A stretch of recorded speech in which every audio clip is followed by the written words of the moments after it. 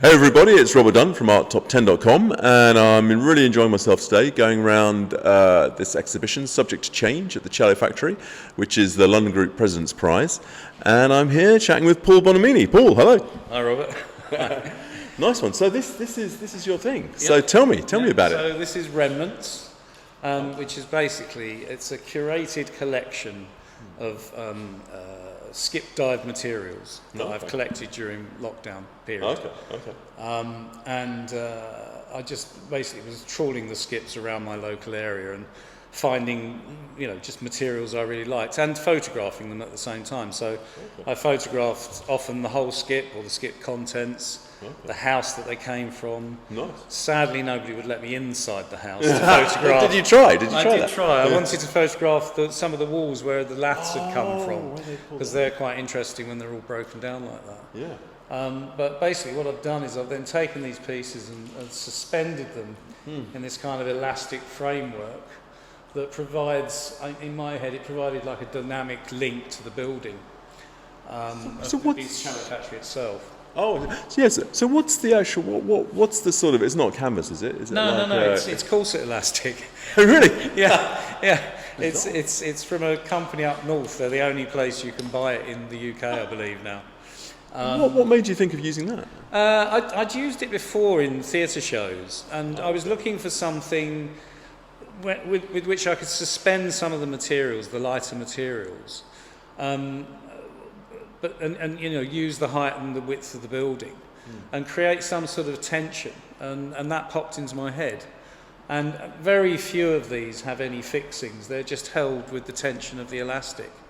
That's what I wondered. And then some of the pieces at the base and the pallets that they all sit on, it's only the weight of that's holding the verticals in tension as well. All right, that's quite bizarre. So they do play quite an important role, but really they're more of a skeleton, if you like, a kind of the glue that holds everything together. Yeah. And as I said, to create this kind of link with the building. So what was it attracted you? Because obviously a lot of it is these small thin pieces of wood. What attracted you so much to those bits of wood? Well, interestingly, there was a lot more material. Yeah. And so I think what I'd like to say really is that this isn't just a case of, I've got a load of random material and I've just piled it up and stuck it in some elastics. Yeah. I actually spent an awful lot of time selecting which bits I wanted.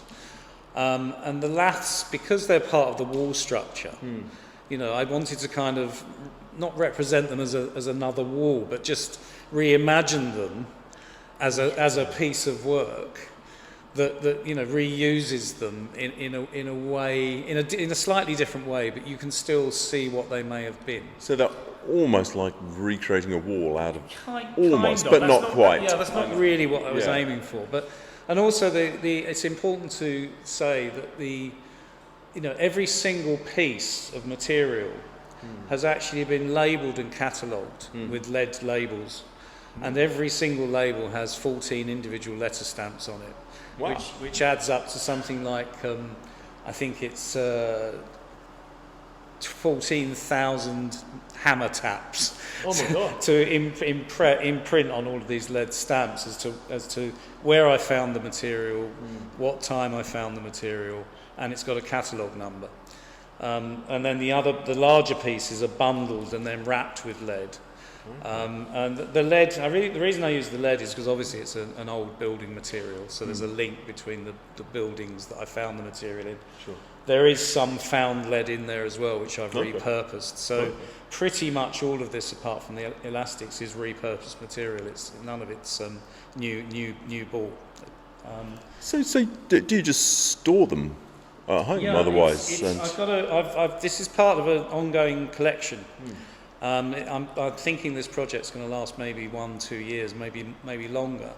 I'm going to keep collecting materials and keep recording them. And one of the ways in which I record them is to take photographs, some of which are projected onto the back wall of this installation. Sure. Should we move around there as we chat? We could head round. Yeah, let's head around this way. That's better. And what I've done with these is I've abstracted them slightly and put a sort of spiral blur on the wall, which is deliberate, really, because I didn't really want them to be exact pictures of the things that I've taken. Of course, yeah. That's going to come later, because my plan later on is to take 100 times magnification macro images of a lot of the paint detailing and little bits of paper with print on old floorboards or an interesting cobweb, and then to reproduce those as metre square prints in a future exhibition. So I think the piece will keep growing. You know, it's an ongoing project basically. It's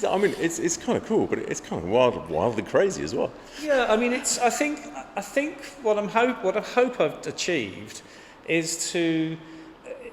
Whilst you could just say, well, it's just a collection of materials, I think that the way in which I've displayed it and the way in which I've meticulously recorded it and the materials I've used to record it with and the fact that it's going to grow as an exhibition makes it interesting as a piece of work. It does. I can't help and it also has a link back to my winning piece for the President's Prize, which was Stacker, which was a stack of cast and found materials, which was very much like a kind of tell or a mound, which had layers of history. So in much the same way, this has layers of history. So, one thing that really stands out is things like the layers of paint, which when you look at closely, you'll see there's maybe some from the 20s, 50s and present day. And I find all those little details really interesting. And I'm going to delve into that in much more detail. So is it like trying to build a sort of historical narrative of these things? I think that there is a narrative. And there was a temptation, I suppose, to develop the story further and try and imagine what the people were like that lived in the house. But actually, I think the materials themselves have their own narrative, and that's really rich. And there's a lot more to discover in that. So I've even collected all the rusty nails, flecks of paint, which are going to potentially be displayed in some way. I haven't worked out how yet. I perhaps want to steer clear of the sort of archaeological display case idea, but maybe that could be interesting. I don't know. I think it's there to be explored. Well, that's quite interesting because actually suddenly now I look at it, it makes me think you could almost see this like you're underground, and this is digging down through the layers of a history. Yeah, absolutely. I think that's the case. I think also the way. I think there's a sort of stratification to the way that I've displayed it, which again was evident in Stacker, the piece in the last London Group President's Prize. Yeah, because it also makes me think like the lines on a tree, telling the age of it. Yeah, and actually coming back to the circular design of the projection, it actually started out square with soft edges, but then I saw Linda's wonderful sunflower.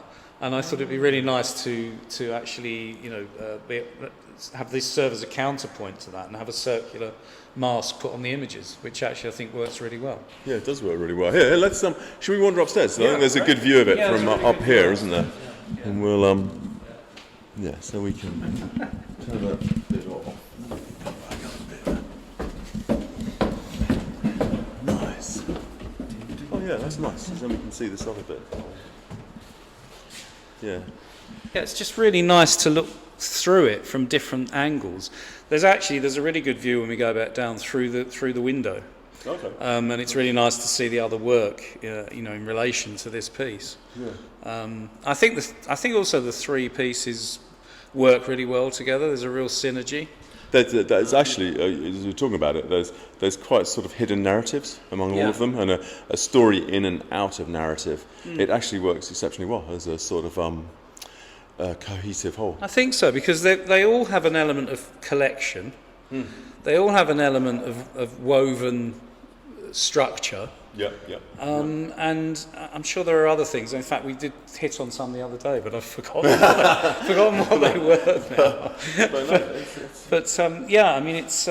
I think this has got a lot more to. Let's say this is a project in motion. I don't think this is a finished work by any stretch. I think there's a lot more I can do with it. I think there is. I think actually all of them. They've all got a sort of hidden story to them. To a degree. Yeah, and I also think that You know, I mean, the elastics may not feature ever again. They really were purely a vehicle, if you like, to use the height of the building, and to create some connection with the building. And I think they do that quite well. They do. I think what I actually quite like is when you're downstairs. Yeah. It's quite heavily changed the atmosphere of the cello factory. It actually feels quite dark, not in an odd way, but you feel kind of gently buried under this history. Yeah, I think there's a sort of calmness to this area with the projection and the overhead sling. And then it sort of all picks up light as you go further into the space. So again, I think that's a really nice kind of link between all the three pieces. It is. Yeah, let's head down. We'll have that last look through, shall we, through to all the different bits there.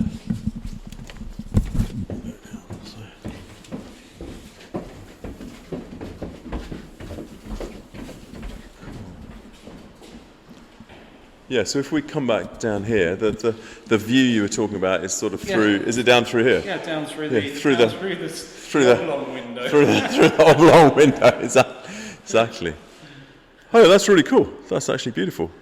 Yeah, especially as you've got. I think just all of the sort of cut-through views through the gaps between the elastics, and likewise when we're at the other end of the room, the view through Linda's plastic and Maybelle's yarn. Makes for just really interesting shots. Yeah, it does. It's really good actually. It's probably worth. Then we could just move out and you can get a glimpse of the whole place, which is cool. It's a really cool, cohesive exhibition. I love it. Great. Paul, thanks so much. It was really good to chat. Thanks very much.